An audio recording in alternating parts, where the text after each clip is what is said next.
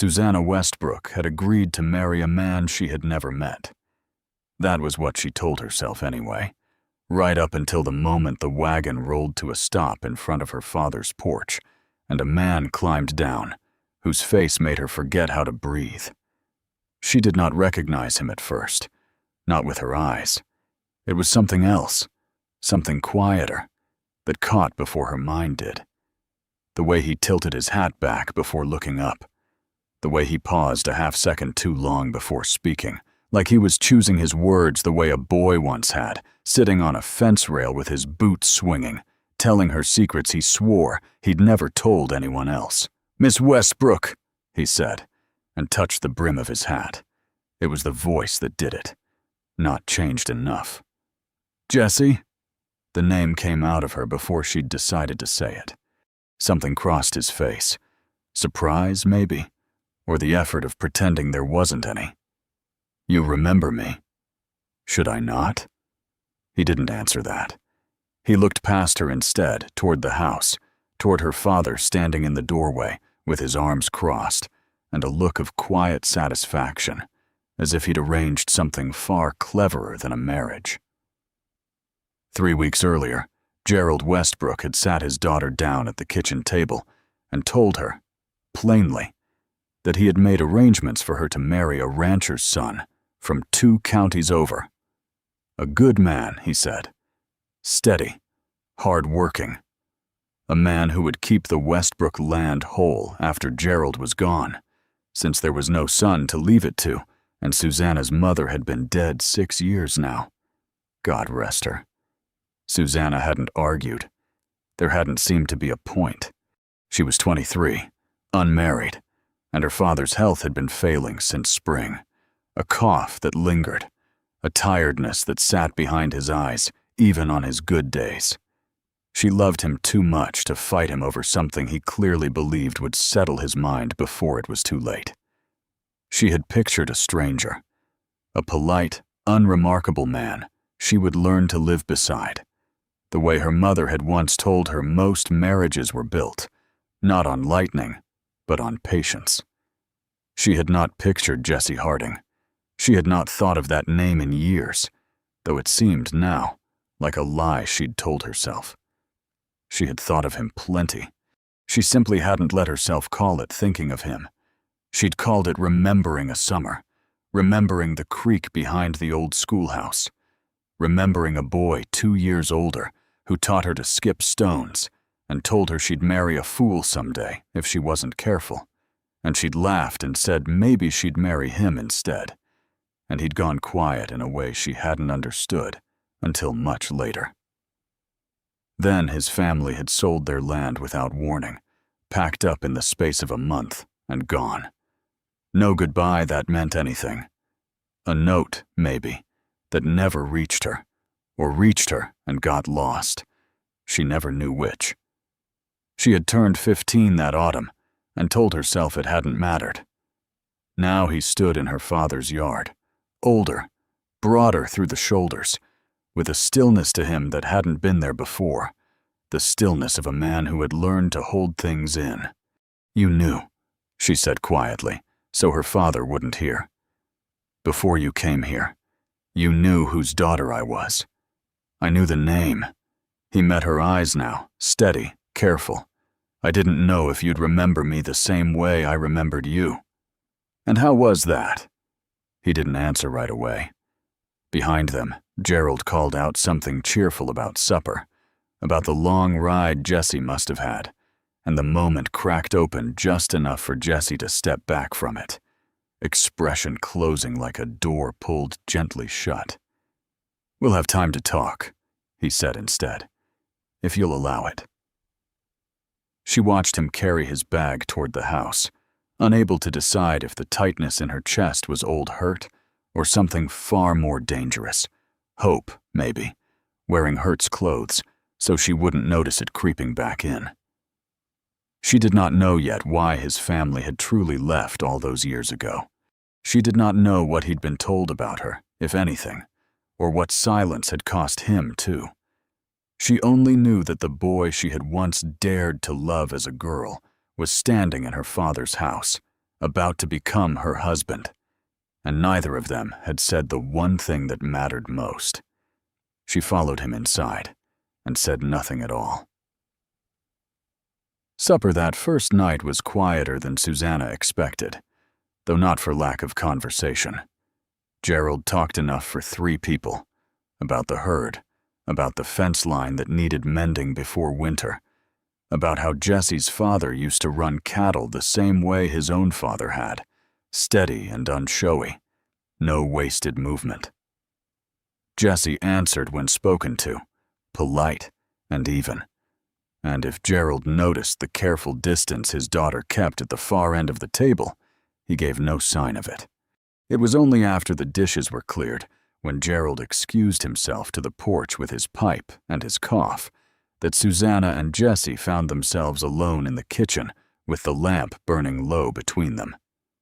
"You didn't tell him," she said, "that we knew each other." "Didn't seem my place to bring it up before you did. Did?" Jesse turned his coffee cup slowly on the table, not drinking from it. "Figured that was yours to decide, not mine." "Decide what? Whether to be angry with you? Whether it mattered anymore?" He looked up at her then, and there was something careful in it, something that had clearly been rehearsed on the long ride over and still didn't come out easy. "I've thought about how to say this more times than I'll admit. We left because my father owed money he couldn't pay, to men who weren't patient about waiting for it. We went in the night, near enough. There wasn't time for goodbyes, mine or anyone's. You could have written. I did." He said it plainly, without accusation, which somehow made it worse. 3 letters that first year. I never knew if they reached you. After a while, I told myself it was easier to believe you'd simply moved on than to keep hoping and hear nothing back. Susanna sat with that a long moment. She remembered her father collecting the mail those years, remembered him growing strange and short-tempered whenever her mother asked after the Hardings, remembered being told, simply, that they'd gone, and it was best not to dwell on people who hadn't cared enough to say where. She had believed it because she was 15, and grieving, and it was easier than the alternative. "My father," she said slowly, testing the shape of the thought even as she spoke it, "always did like having the last word on what was best for me." Jesse didn't answer that. He didn't have to. The silence between them said enough, and it was not a comfortable one. "Why did you agree to this?" she asked instead. "Coming here, marrying a woman you hadn't seen in 8 years. Would you rather I say it was only for the land?" A faint, humorless smile. "My father's gone now, died this past winter, left me the ranch, the debts, and not much else. A man in my position doesn't get to be picky about arrangements that solve half his problems at once. That's not an answer." "No," he agreed. "It isn't." He stood then, carrying his cup to the basin, and for a moment she thought that was all she'd get from him tonight. Practicality dressed up as honesty, the safe half of the truth. But at the door, he used a hand on the frame, not quite looking back at her. "I asked your father's man in town what had become of you," he said, "before I ever agreed to any of this. Wanted to know if you were happy, whether there was someone already." He shook his head slightly, like the memory embarrassed him. "Told myself I was only being cautious. Wasn't only that." Then he was gone, out into the dark toward the barn, where Gerald had set him a cot, and Susanna sat alone at the table with the lamp guttering low, her heart doing something unfamiliar and unwelcome and impossible to ignore. Over the days that followed, something in the house began to shift. Subtle at first, easy to miss. Jesse rose early to help with the herd without being asked, worked alongside Gerald with an ease that seemed to please the older man more each day. In the evenings, he and Susanna fell into a wary sort of routine, walking the fence line together while the light went gold and long across the grass, talking around the edges of things that mattered, circling closer without quite touching them. It was on the 4th evening, with the sky bruising toward dusk, that Gerald's cough turned suddenly, frightening, and Susanna found herself gripping Jessie's arm without thinking, without deciding to. Her father's name breaking from her in a way that told them both, plainly, finally, exactly how much she had left to lose, and how little time there might be to untangle everything left unsaid between the three of them. Gerald's cough passed that evening, a bad spell, not the end Susanna had feared in the moment it took hold of her, but it left him gray-faced and quiet in a way that frightened her more than the coughing itself. The doctor came from town the next morning, spoke to Gerald alone for a long while, and left again without saying much to Susanna, beyond a gentle suggestion that her father rest, and that whatever needed settling in this house should be settled soon rather than later.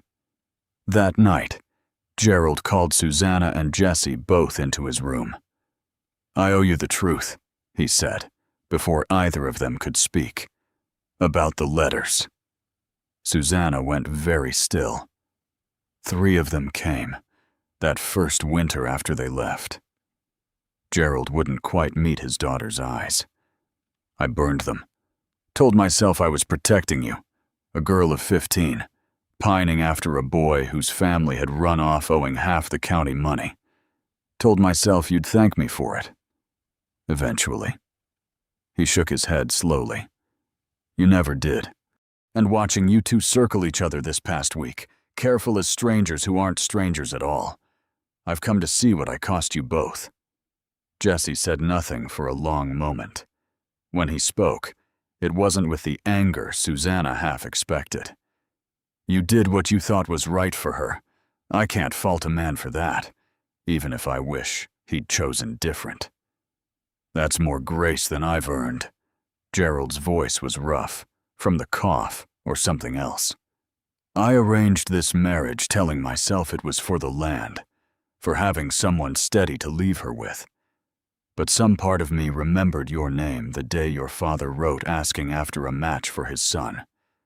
I wondered if it was fate correcting an old wrong, or if I was only fooling myself into believing I hadn't already done enough damage." He looked between them. "Whichever it is, I won't stand in your way again. Not this time.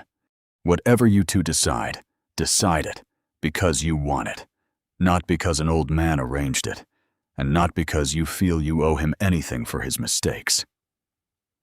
Susanna found Jessie's eyes across the room, and for the first time since he'd climbed down from that wagon, neither of them looked away. They were married in the spring, in the yard behind the house, under an arch of wildflowers Susanna's mother had once planted along the fence line. Gerald walked her the short distance to where Jessie stood waiting, his cough quieter now, his color better with the warmer weather, and if his eyes were wet as he placed her hand in Jessie's, no one in that small gathering thought less of him for it. They built their life on the Westbrook land.